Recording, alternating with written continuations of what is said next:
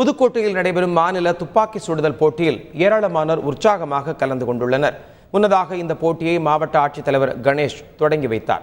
அதைத் தொடர்ந்து பரிசு கோப்பைகள் அறிமுகம் செய்யப்பட்டது.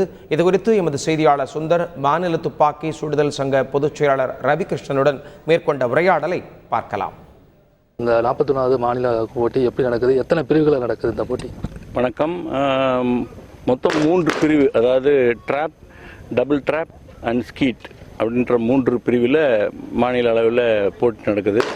ஒரு 70லேருந்து 80 பேர் ஒரு பிரிவிலையும் கலந்துக்கிறாங்க. இந்த கலந்துக்கிட்டு இதிலிருந்து யார் செலக்ட் ஆகிறாங்களோ, அதாவது மினிமம் குவாலிஃபைங் ஸ்கோர், அந்த ஸ்கோர் எடுத்தவங்க நெக்ஸ்ட் ஹைதராபாத்தில் நடக்கும் சவுத் ஜோன் ஷூட்டிங் சாம்பியன்ஷிப்பில் அக்டோபர் மாதம் கலந்துப்பாங்க. பிறகு அங்கே ஒரு மினிமம் குவாலிஃபைங் ஸ்கோர் இருக்குது. அந்த ஸ்கோர் எடுத்தவங்க நேஷ்னல்ஸில் கலந்துக்கலாம். ஆல்ரெடி நேஷ்னல்ஸில் இருக்கிறவங்க கலந்துக்கிட்டு ஒரு ஸ்கோர் மெயின்டைன் பண்ணுறவங்க டைரெக்டாக நேஷ்னல்ஸ் போகலாம். அப்படி இல்லைன்னா இதுதான் முதல் படி.